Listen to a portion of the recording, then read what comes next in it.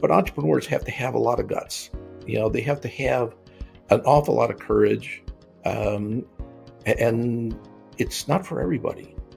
And sometimes you get kicked in the teeth. Sometimes you have clients that disappoint you, or people in your organization that disappoint you. But you got to let go of that victim stuff. That's a hole that you just stop digging, put down the shovel, and crawl out.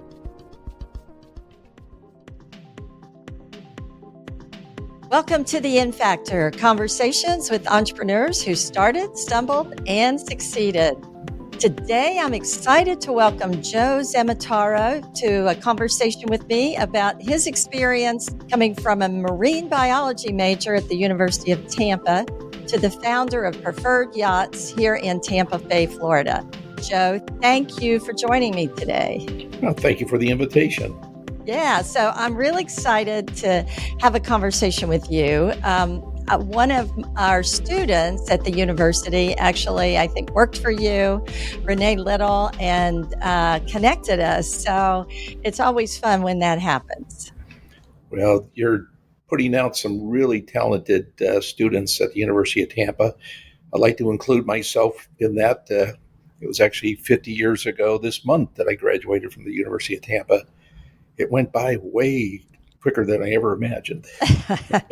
Well, I love hearing that, and I've really enjoyed being at the university myself for a number of years. So let's go back and let's learn a little bit more about you. I always like to start with just a quick overview of what you do now. Tell us about Preferred Yachts. What's that all about? Well, 40 years ago, I started this little company in downtown St. Pete selling boats. It was something that I never thought I'd be doing once when I was at the University of Tampa. I wanted to be another Jacques Cousteau and save the planet and save the whales. And, I did a research project on the deadly sand dollars, very, very dangerous sand dollars. But it's been an interesting journey. My company, which is located downtown St. Pete, we specialize in selling pre-owned boats. I was in the boat building business for a long time, and we were just in Turkey a few weeks ago for the second time looking at some boat manufacturers there. So maybe we'll get back into the boat building business again on some level, and maybe not. We'll just have to wait to see.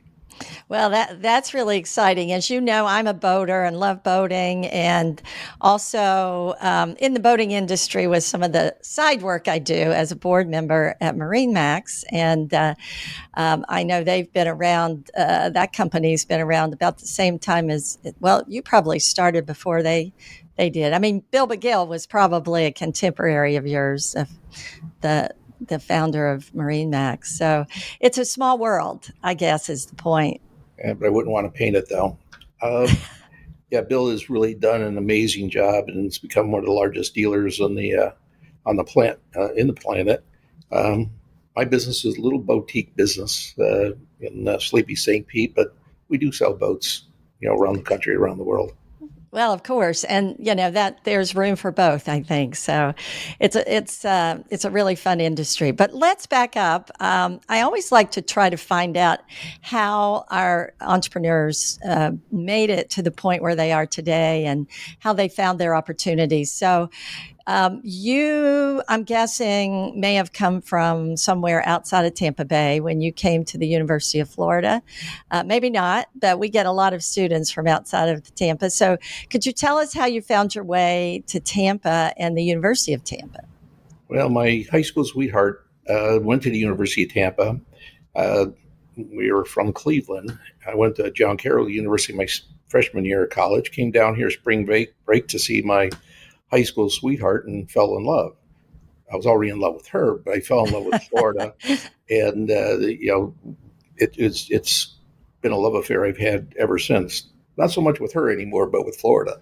With Florida, yeah. Yes, I love it here. I love the weather. If you're a boater, this is a 12-month out of the year adventure.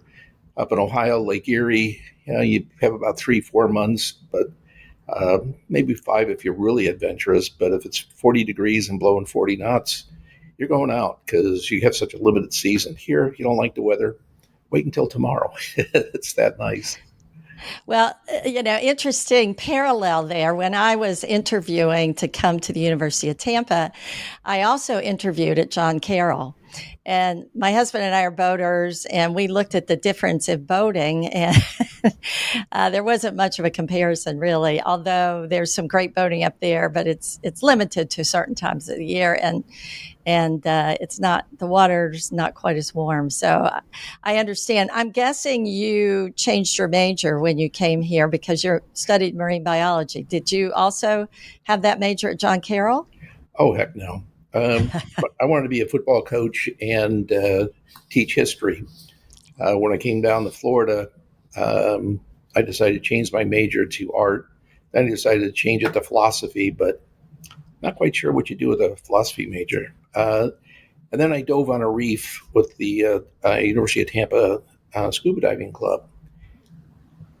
Diving on that reef was like a spiritual experience. I hadn't seen anything like that diving in the quarries of Ohio or the lakes. If you find a sunken car or something, that was like an aha moment. Diving on a reef, it was so spectacular, so beautiful. I actually had tears in my eyes. So, and that wasn't until probably towards the end of my sophomore year at the University of Tampa. So changing my major was really a challenge because all the lab classes, I had a minor in chemistry, so really worked hard. And little did I know that when I got that degree, uh, I couldn't find a job. Well, actually, I had 5 interviews with SeaWorld, and I thought I had a pretty good shot at getting that job at SeaWorld. And to make a long story short, I went back up to Ohio after graduation, and after being up there a couple of weeks, I called up my roommates, and that was before cell phones. I had my phone number on the refrigerator in the place that we shared, and I checked in. Hey, did you guys hear anything from? I get any phone calls? And our one roommate said, "Yeah, SeaWorld called." I go, "Oh my God, what did they say?" He said, "Well, Harold got the call." I said, "Well, let me talk to Harold." Well, Harold went to go see his family in Pompano, and I said, when did he leave?" He said, "About a week ago." Well, they didn't call once; they called twice. My roommate was indulged in some herbal uh, stuff that, Therapy? yeah, yeah, therapy. I needed therapy after this because I didn't find out until it was too late. And one of my dear friends, one of my best friends at the University of Tampa, heard me talking about SeaWorld so much that he just thought he would drive by and put his application in, and he got the job. So Wow. life has these little twists and turns, and uh, not exactly what I expected, but we're still friends. Actually, I speak to him on a pretty regular basis. He still lives he lives in Orlando and also in West Palm Beach, and I call him my brother. It took a little while for us to kind of reconnect here. Get past that. Yeah. Well, so you didn't go to work for SeaWorld. So what did you do after you graduated? Well, I sold drugs, illegal drugs. I went to work for a pharmaceutical company. I was trying to make some money to go to grad school. And this pharmaceutical company, I worked for them for 5.5 years. It was a career I never anticipated, but while I was doing this, I took a Dale Carnegie sales training class. Some of my buddies that were in the pharmaceutical business were also taking it. I didn't want to turn into Happy Sam the used car man, but the company was going to pay for it.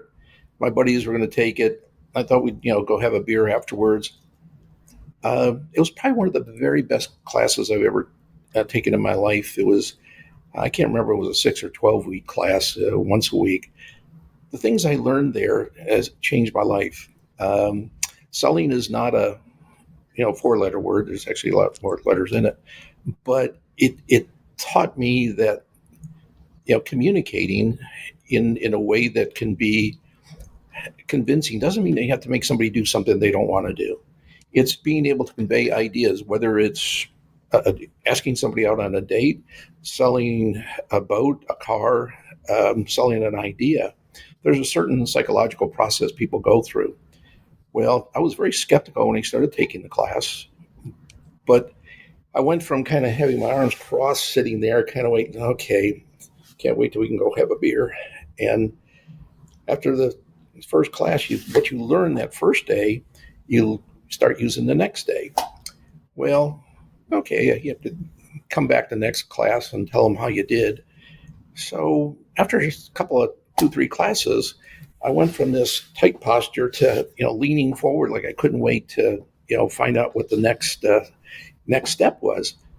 And that class, the Dale Carnegie Sales Training Program, it really changed my life because I within about a year and a half of being a pharmaceutical rep, I became salesman of the year.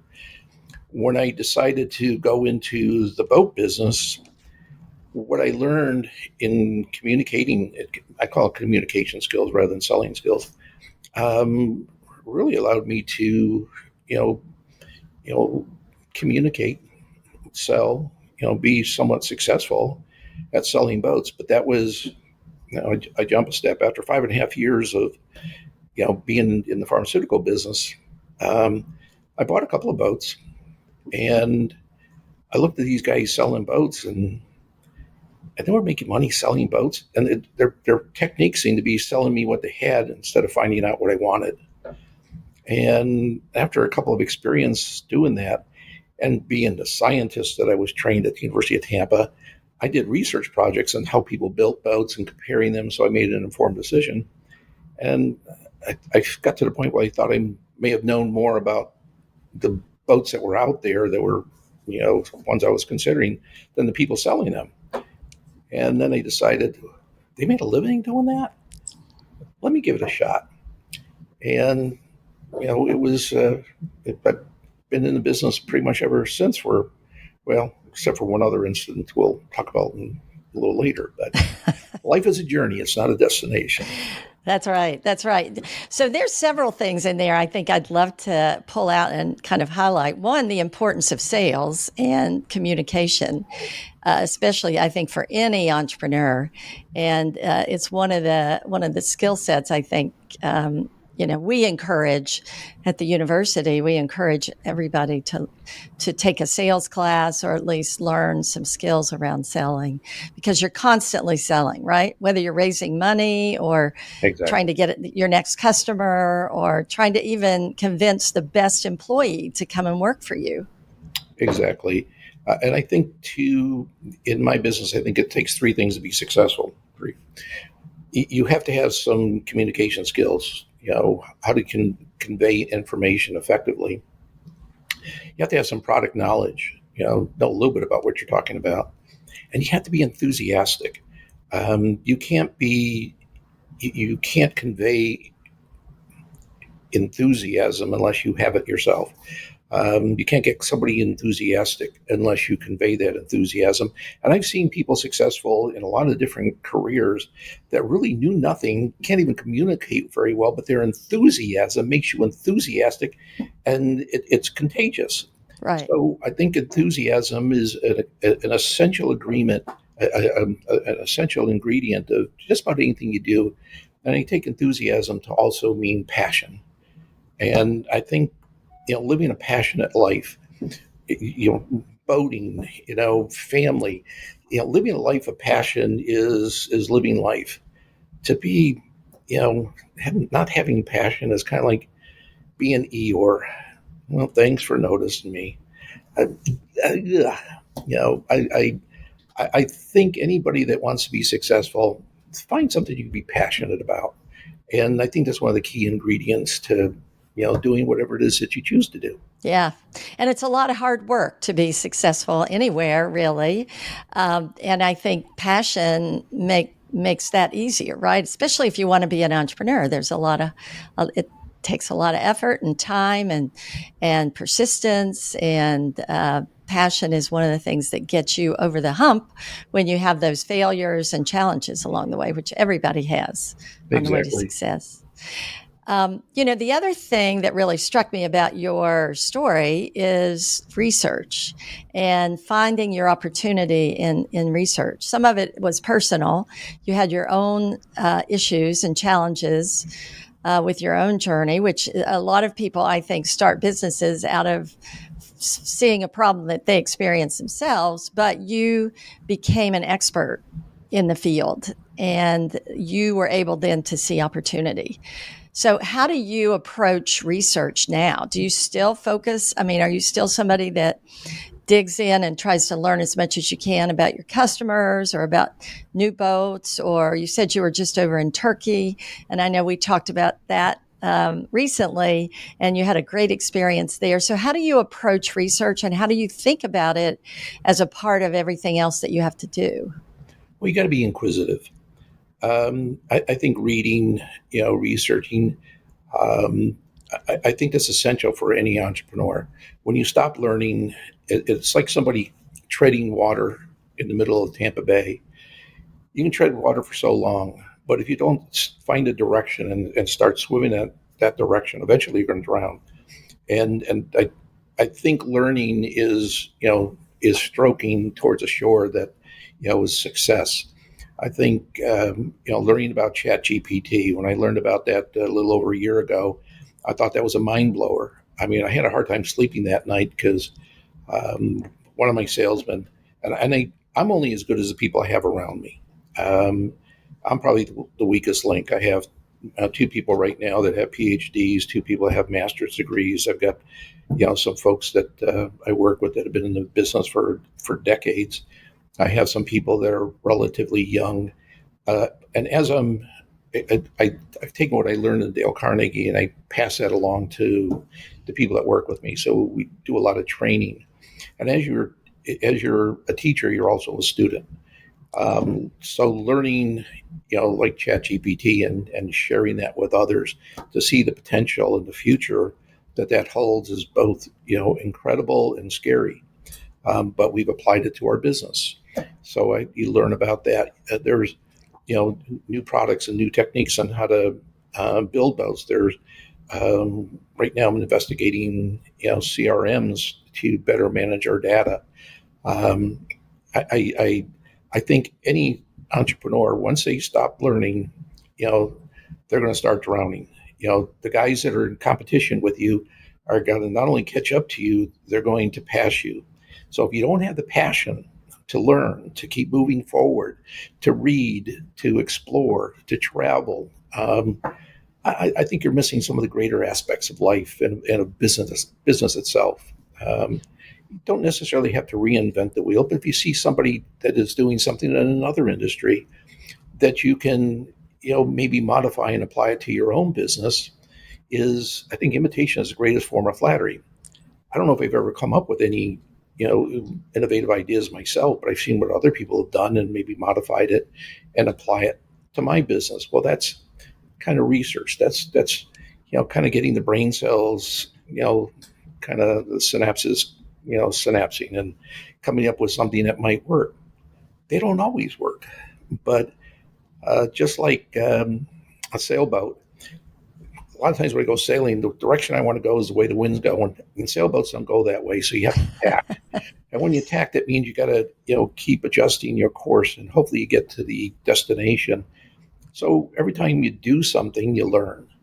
And I look at life as a schoolhouse where we learn rather than a prison where we suffer. So it's attitude.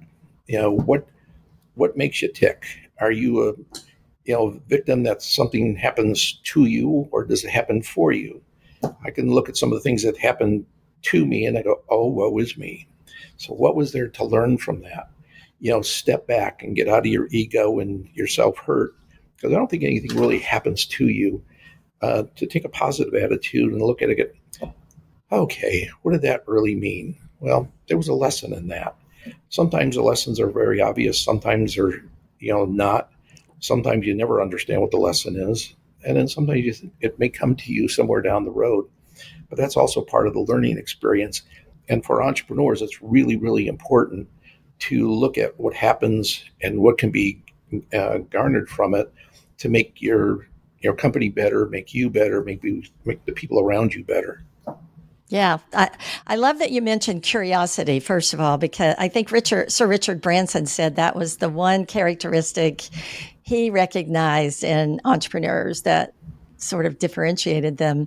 So I love that you mentioned curiosity. And I think it's really interesting that you have a science background. When I talk to my students about and others who are interested in starting businesses, I tell them that it's like the scientific methodology process that they learned in their science classes. You've got a hypothesis and you're constantly testing it. And when you stop, that's when you're in trouble. And I think that's something you pointed out, and I am very impressed, Joe, that you're using Chat GPT and AI, maybe other forms of AI in your business. And I'd love to learn a little bit more about that. So, what is AI doing for you and your company right now, and how are you integrating it? Well, in our listings, a listing is when you sell a boat, when you get a listing on a boat. How do you present it? How do you make this list of equipment that's on a boat? We know how old it is, who built it, what equipment's on it. People don't buy from facts.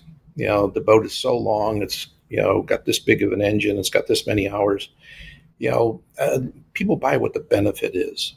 So in coming up with what makes this boat come alive, ChatGPT has really been helpful. A lot of people in writing is not one of their greatest gifts. I'm probably an average writer, probably an average student, but ChatGPT helps me to create some marketing pieces that it gives me a framework that I can work with, and it makes my presentations that much more effective. And it does it in a fraction of the time if I did it all by myself. It's kind of like Google on steroids, and it forms some really great outlines. Some of the copy, it does is really excellent. But even when I was trying to do, like an ad or doing something for YouTube, it creates, the whole script. I sit there and it does it in a nanosecond. And I just sit there and shake my head because I don't know if I could have ever created something like that. So I think it's a valuable tool, but it also could be a crutch. You still have to, put your own personality in it. And, the information that it comes up with is exquisite and powerful. And it helps make the listings that I create come alive. They're more than just a list of equipment. There's some background to it. I usually call it broker notes. So it's information that I would share that from my experience and something I may have picked up through Chat GPT to help somebody really appreciate that boat and maybe pick up the phone and give me a call or email me or make some sort of contact. You have to solicit a response. So any marketing piece has to create something that generates enthusiasm enough for somebody to respond. And ChatGPT has been a very, very effective tool in helping to promote that. Yeah, yeah. It's interesting because AI has really, the generative AI has really changed the way we teach as well. Oh, We have to rethink the way we challenge students, and it is pretty obvious when a student or someone else uses ChatGPT or other forms of AI directly without putting their own ideas, thoughts, personality into it. It's pretty generic and can be even off-putting. So it's learning how to use it, and I'm sure that's something you're working on with your team. exactly. Is how to use it effectively. It's like every technology. You've been doing this, I think you said 40 years, and that's a lot. There's a lot of staying power in that, and I'm really interested in what you've seen. Some of the biggest changes, things.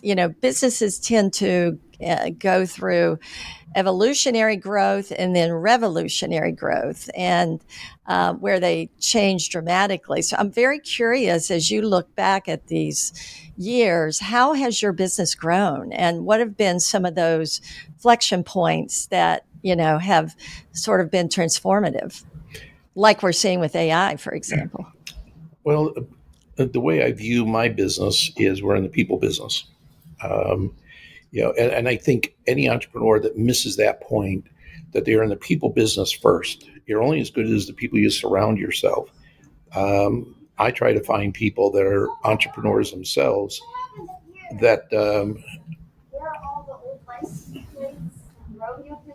know what that is. Um, I try to find entrepreneurs because everybody that's a yacht broker has to be an entrepreneur. It's their business underneath my business, so I guess they're entrepreneurs. You got to find people that like people, but we're also in the information business. When I first started my company 40 years ago, there weren't computers. Everything was done through the mail. You had to get information from other brokers around the country if you're part of the good old boy network. And you would get a letter once a month of other boats that were for sale, and you would put them in notebooks. So we have notebooks on sailboats, notebooks on power boats, on sport fishing boats, and so on.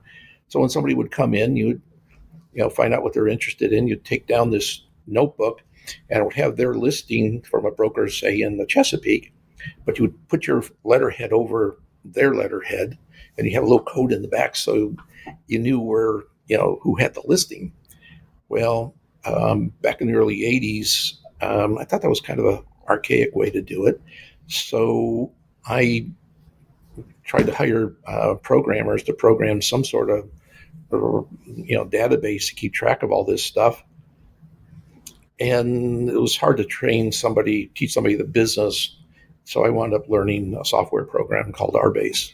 And Preferred Yachts was actually the first completely computerized yacht brokerage when I started in 1984, and that was with DOS and green screens, and it was pretty It was a basic. different world then, wasn't it? I remember it. Oh, I spent a king's ransom trying to have people produce something, and now you can buy a program for $100. But Right. that was kind of revolutionary in the business, and I teamed up with a company that became the first MLS system in the business. And then I actually went around the country promoting it to other brokers because the more people on the network, the more information that was out there. And what we're doing is we're selling information. So that was pretty revolutionary. Now there's everybody has a multiple listing service in the boat business. What's happening right now is the first company that did the MLS got greedy and got really expensive, and everybody kind of left them and went to this other company. Now over the past year, this company that's the current 800-pound gorilla in the multiple listing services for boats that are for sale around the world has gotten greedy, and now there's another company that I'm working with, very heavily to try to get brokers out of that guy into this new system, which is owned by the Yacht Brokerage company. So I think as the industry has grown, I think technology has really, come to the forefront where we have to be more effective, more efficient in handle our clients better. So I think the advent of computers really helped to revolutionize the yacht business. So we're in the people business, we're in the yacht business, we're in the dream business. Our tagline for Preferred Yachts is "Dream Makers and Yacht Brokers," and it's in that order because nobody needs a boat except a drowning man. So we work under the pretense that nobody really needs a boat. There's so much psychology in the thought process somebody has to do something as crazy as buying a boat. It doesn't make any financial sense. It's what you're buying is probably not going to be worth what you paid for it 5 years from now.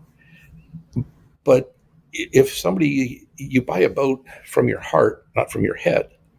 So for us, a lot of times we built this floating office that we work out of in downtown St. Pete, and people call it a yacht brokerage.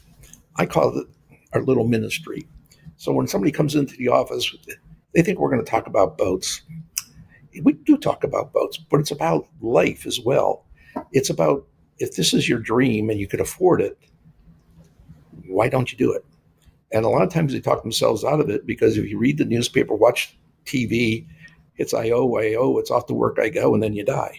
So you got to do something in life that's you're passionate about.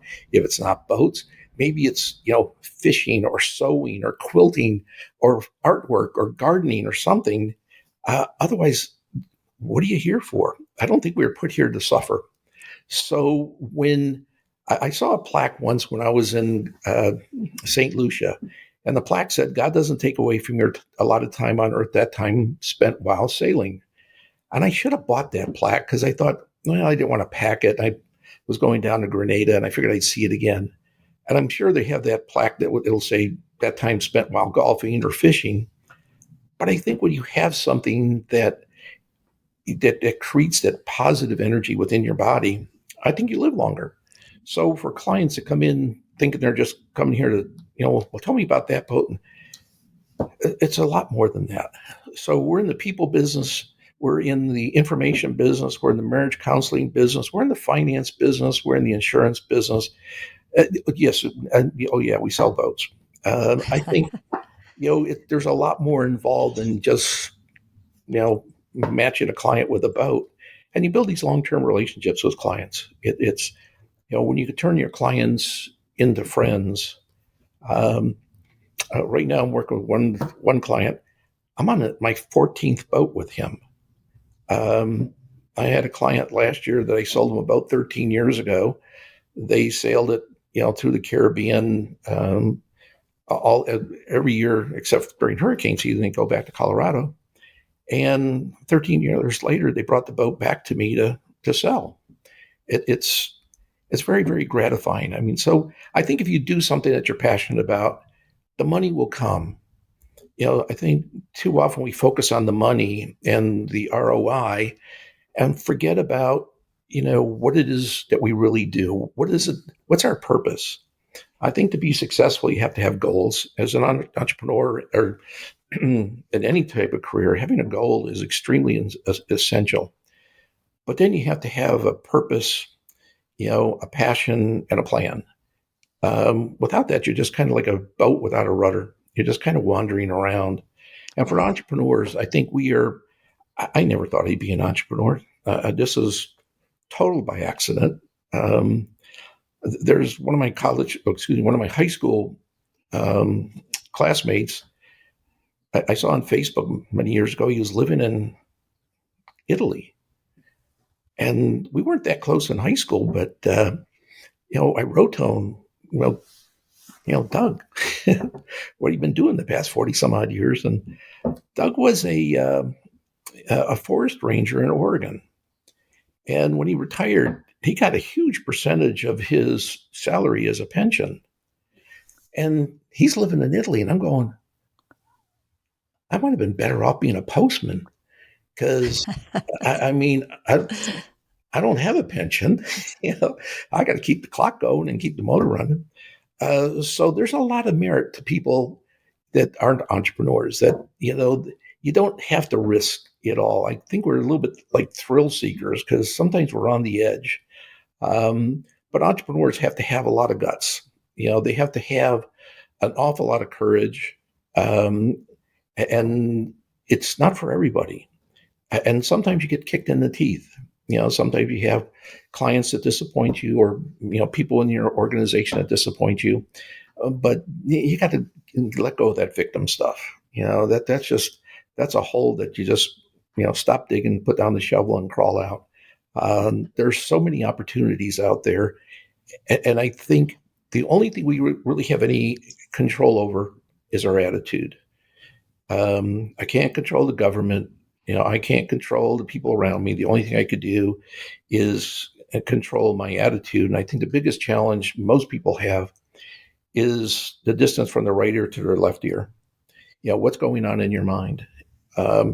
And as an entrepreneur, it really helps. It's essential to be, filled with an attitude of gratitude, of positivity that you can't lead if you're a curmudgeon. I think it's really important to have a positive attitude, that you can see the light at the end of the tunnel, that you have a goal, and that sometimes you're going to get pulled off the tracks, but you get back on it. And when you have a plan as part of your your passion, it's easier to right the ship. You learn, you redirect, and keep going, and people will follow. Um, if you're kind of wishy-washy, it's they lack the confidence in you because you have lack of confidence in yourself. You need to sit down and kind of get recentered and figure out what's going on between your right ear and your left ear. Yeah, would a lot of the difference between successful entrepreneurs and unsuccessful ones is that, or people who become entrepreneurs and those who don't, is that the ones who do take action, right? And Oh, I think when you're lacking in confidence, would you say that one step is to move forward? Like if you're talking to some of our listeners have ideas, they have concepts, they want to move forward, they don't know what to do. What do you tell them about that first step? I mean, how did you take it? And what would you say to somebody who's sitting out there thinking, well, that I get all that. That's all well and good. This is what I really want to do. I'm passionate about it, but I don't know where to start. And I'm scared of that. I don't have the confidence in myself. well, that's there's a lot of different ways to approach it.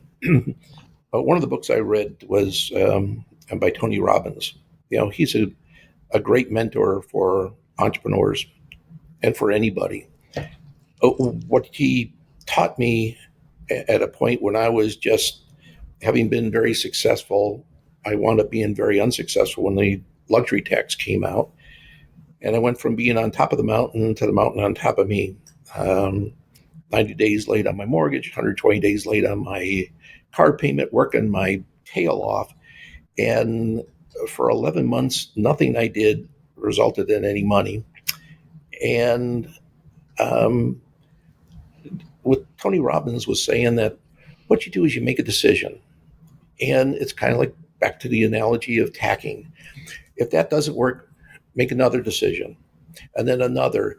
And as you make these choices, you get a little bit closer to where you really want to be. And I think that's really the fear of failure sometimes is one of the greatest motivators. Fear of loss is a great motivator, but motivation means do something. Even if it doesn't work out, then do something else.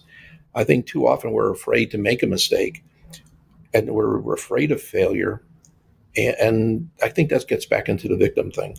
I think we're put here to be successful. There's no reason we can't be successful. Whatever we visualize, we can actualize. Our brain has much more power than we really give it credit for. So I will look at it there's two voices on my shoulder.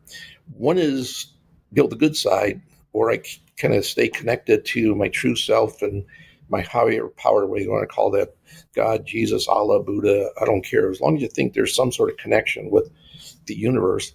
And then there's also this other side that's kind of like, the dark side. It's, oh, if you do this, you're going to fall on your face. And it's always trying to pull you down. It's recognizing who's doing the talking in my brain. Is it my spiritual self, or is it, the ego? And somebody told me once, ego stands for EGO, is easing God out. So I go, oh, when I realized, I thought that was really profound. So what voice am I listening to? And sometimes you just have to be quiet. We're humans being, not humans doing. So sometimes getting centered, meaning turning the TV off and just, I think one of the best things I ever did for myself was learning how to meditate, to quiet my mind and just, be in the moment. It sounds kind of corny, but, whatever works, find a system that works. And, some people go to church, some people don't. That doesn't mean you're a good person, bad person, but have some sort of belief system that allows you to kind of, get quiet and know who you are. Because I think the more I understood who I am as a person and what I wanted to accomplish in my life, it gave me, more purpose, more passion, and helped me, live my life at a level that, some people, I think it's a conscious level. Some people just go through the motions and, I owe, it's off my work to go. And I think it was Thoreau that said, most men live lives of quiet desperation and go to the grave with a song still in their heart. I don't want to do that. So, you know, give it your best shot, make a decision. If it doesn't work, okay, make another one. We control our own destiny. So whatever you perceive, you can achieve. I think it's when we visualize what we want. I visualized, having kids. I visualized having this little house on the water. I visualized, doing this crazy thing, which I designed and built this floating office, which is 45 feet by, 16. And, it's really cool. I probably spent most of my kids' inheritance, but, they'll manage. So, and I visualized having these incredible people, that I'm surrounded with that make going to work not going to work. I mean, they say if you love what you're doing, it's not work. To see, people that I've hired and trained succeed, to see, my company, still in existence after all these years, kind of, we're in our 40th year in a business where, people are lucky to be in business for 40 days. So I feel really blessed. And Yeah. it's, and here I am I should be phasing out, but I can't imagine. Somebody asked me, oh, Joe, when are you going to retire? I said, well, my retirement party will probably be the same day we do my celebration of life. I get it. I get it. I'm like you. I think a lot of entrepreneurs have a lot of energy, and that you brought up this sort of mental conversation that goes on in our brain, and I'm so glad you did that, because I think that it can be common to feel like you're the only one out there going through this, and that there's something wrong with you. But the reality is that's life, right? It's making these.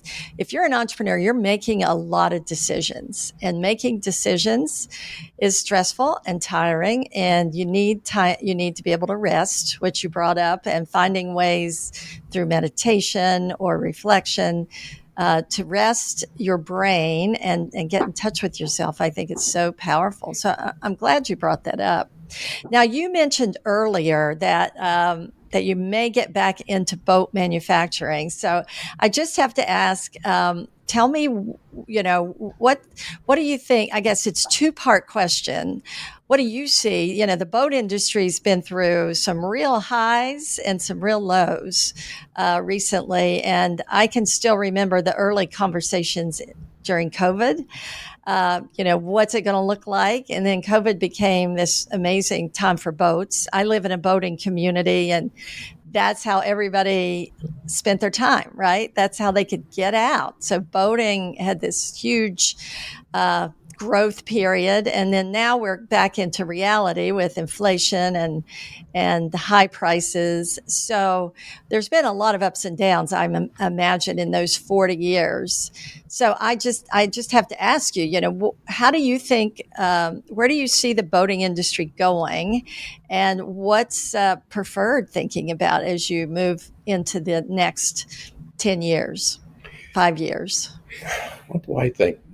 Well, going to Turkey for the past 2 years, there was a boat show there, and going to Turkey was never on my bucket list. Having been there twice now, it's a huge boating community. It's a huge industry in Turkey. They're the third largest builder of big boats in the world. It's a very vibrant culture. I mean, the food, the people, the water is incredible. They're building some really incredible boats there. So we were at the Izmir boat show, and then we went up to Istanbul to see some manufacturers. I think there's some potentials there in Turkey where they're building some very, very nice boats, and at what I think will be at a much more competitive price than stuff that's currently on the market. So we're exploring, with a couple of different manufacturers, potentially having them build some boats for us and importing them here. We're doing the research. We'll see if that comes to fruition. But I'm always optimistic about the boating industry. I think man has this primordial need to get back to the sea. There is, if you don't feel something spiritual being on the water, with dolphins swimming alongside your boat and the wind blowing through your hair and the sun warming your face, then maybe boating isn't it. Maybe you need a log cabin in North Carolina or something else that, there's, I think we have to get out of this mindset of a lack and this, my God is better than your God, and this thing about color, skin, and so on. When you're on the water, whether the guy is a Fortune 500, CEO, or he turns a wrench at the local Ford dealer, in a marina, there's this camaraderie you don't find, maybe out there in regular life. But that also happens with RVers. It happens with fishermen. There's got to be something that somebody can do that really adds passion to their life. So I think with the boat business, we have to be a little bit more sophisticated in the way we handle our clients. I think, even though I had one of the first MLS systems and computer systems in the business, I need to up my game in managing the data. Because again, we're in the people business, information business. And I think if we're more efficient doing that, maybe it was 1 out of 20 clients we talked to way back when bought a boat. Now it might be 1 out of 500. I don't know what the number is. I probably should. But I think that's one of the big changes now. We have to be more efficient. So it's not a matter of working harder, it's working smarter. I think there's always going to be people wanting to buy boats. We just have to adjust to what's going to make the most sense for the clients that are available right now. So I'm pretty optimistic, and I think I'd rather be building boats than selling them. I was in the boat building business for quite a while, so that's always I would have thought I would have been out of that phase, but when you're creating something out of rolls of fiberglass, drums of resin, and raw lumber, and you see these things being created that now sit in at the marina, to me they're like pieces of artwork. And people that own these boats, those boats are going to be floating on the oceans a lot longer than we're going to be walking on land. So I think you have a responsibility to maintaining that boat for future generations. So, you know, I'm always been bullish on the boat business. It does have ups and downs. You just have to adjust your the way you do business. We do a lot more with virtual tours. I take these 360 pictures of the interior, and it gives somebody a really good presentation rather than just a regular flat two-dimensional picture. And when you can buy these little goggles from Amazon for $15, and you can take your cell phone and put it in these goggles, and now you have a full immersion where you're actually in the boat. Magnificent. We've sold a lot of boats because somebody from California didn't want to make the trip here, but it's the next best thing to being on the boat is these virtual tours. So that's a way that we can kind of maybe compensate for being a little company amongst all these companies that have multiple offices. I think you have to be a little bit more intimate with your clients, and really, you're a coach, a counselor, an advisor, not just a salesman. You got to be a lot more than just sending him a listing. You got to help him overcome his objections and so on. So, yeah, we're probably not at the same level, may never be at the same level we were during COVID. But I think with the proper management and with the right kind of people, I'm pretty excited about my company. That's great. I love hearing it. I love hearing it. And I share so many of your perspectives about boating. It's we always say that when we're boating, we just worry about sunrise, sunset, high tide, low tide, and, the direction of the wind. And just when you think you've got it figured out, Mother Nature will teach you better. So I've learned so much about communication and about myself, even on some of those experiences, what I was capable of, and I highly recommend it. It's a confidence builder too. I learned to sail after I married my husband, and we sailed a 45-foot Catalina for about 10 years, which we loved. Wow. we went over to the dark side now after I joined Marine Max and have power boats. But I love it, Joe. This has been remarkable. I would love to keep talking. I think we have to have you back on another time and get a few more stories. But so much wisdom that you've shared today. I have a couple more questions before we close. What is the one book that you would recommend? You mentioned Carnegie course, and you mentioned Robin's book, and you mentioned some other things. But if the entrepreneur is out there listening and they'd like to get a little bit of a jump start on all the experience that you've learned, and by the way, maybe you need to write a book if you haven't done that yet. But what's that one book you might recommend? Wow, so many. Um, Or you can recommend a couple or more if you want to. well, one that's it's well for me. I'm kind of spiritual. There was a book that is kind of a cult book. It's called A Course in Miracles, which is a book on. It's actually mind training. It's thinking in the world beyond the five senses. It's that book has 365 um, lessons, oddly, and one for every day of the year, and it changed the way I looked at the world. Um, it's it's not for everybody, but that was one of the books that helped me to kind of rethink the world in general and me in particular. Um, that book stimulated a lot of other followers like Deepak Chopra and Dwayne Dwyer, and I mean Gary Zukav and a lot of other folks that I think that was a pretty influential book. So I think that was probably one of the, and that's you don't just read it once. You become a student of it. So it might not be for everybody, but it was something that kind of gave me um, a little bit different perception of the world and how I view it, and help me with this thing where I'm not a victim, I'm a student, that somebody doesn't do something to me, they do something for me. So when somebody gets me mad, I'm supposed to thank them because now I could look at what made me, angry and take ownership of it. Wow, that's hard. It's much easier to blame them. Look what you did. But I think that was it was probably one of the turning points when I got into that book about 25 years ago, and probably changed the way I looked at the world and even my business. I think self responsibility is something we all need a lot more of in this world today because there's a lot of blaming and finger pointing going around. So, of miracle, A Course in Miracles, a yes. course in miracles. Okay, I'm going to check that out. And the definition of a miracle is a shift in perception.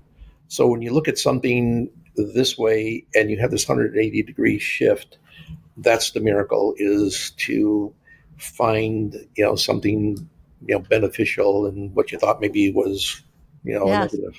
And what an amazing skill to develop, because I know I've noted that in my own life, the times when I had a change in perception and the difference it made. So Mhm. great advice. So last question, if you had one piece of advice for somebody out there that wants to start a business, become an entrepreneur, what would that be? You've already given us so much, but if you had to distill it down into one piece of advice, what would that be? Do it. You'll, again, the voices in your brain. Um, you know, if you got to trust yourself. If you think it's a good idea, give it a shot. Too many people, they're right at the verge of being successful, and they back away. And it's kind of like a baseball player. All you have to do is take one more swing. You may have been, I mean, if you're a 300 hitter in baseball, you're making millions. That means 7 out of 10 times you failed. But you can't just sit at the plate and just watch the pitches go by. Take a swing. Take a swing. It's better to know, and then to wonder, God, if I would only done that, and or the other corollary is somebody else took that idea and was success. Oh man, I woulda, coulda, shoulda. Don't live a woulda, coulda, shoulda kind of life. take a swing at it, see what happens, and you might be shocked. Visualize what you want to actualize, and you have the potential of realizing, those dreams. Live the And dream. you'll learn something, right? Exactly. That's the promise. Joe, this has been fantastic. Where can our listeners find out more about Preferred Yachts, and maybe follow you or your company? Oh, preferredyachts.com is our website. We're downtown St. Pete at the Harbridge Marina. Its address is 1110 3rd Street South. We have right now, about 14 boats on display. Anybody looking for a boat or just want to talk about boats? I stumbled into this business, and I may have, told you before, when I was at the University of Tampa, I was sitting at the cafeteria where it used to be, and there was a boat across the on the Hillsborough River where the Perdixon used to be. And one day I saw this boat for weeks. And one day I walked over to just get a closer look. I didn't know what a sailboat looked like. And the guy was hosing down the deck, and I said, "Nice boat, mister." He said, "Would you like to see it?" Well, little did that guy know that little act of kindness changed my life, because I went on this boat, and my eyes were just, I wanted to own a sailboat. I wanted to live on a boat. I wound up then making a research, and I wound up living on a boat. I wound up getting into the boat business. And it was all because this one guy just said, "Would you like to see it?" Life has these little, changing moments that at the time didn't seem to be much. But be aware, be conscious of these little opportunities, and your life can change, and you can also change other people's lives. Yeah. So it's kind of like, ever since then, it's paying it forward, and I can never thank that guy and all the people that helped me along the way to where I am today. So helping other folks that have this dream of being in the business is, makes my business more than just making money. It's helping other folks, and here I am still doing it. And we never know the impact we're having on other people's lives. So thank you for sharing today. This has been great, Joe. I really appreciate you coming on the show. My pleasure. Thank you so much for the opportunity. If you enjoyed this episode and would like to learn more about entrepreneurship, we would love it if you hit that subscribe button. Thank you so much for listening to this episode of In Factor.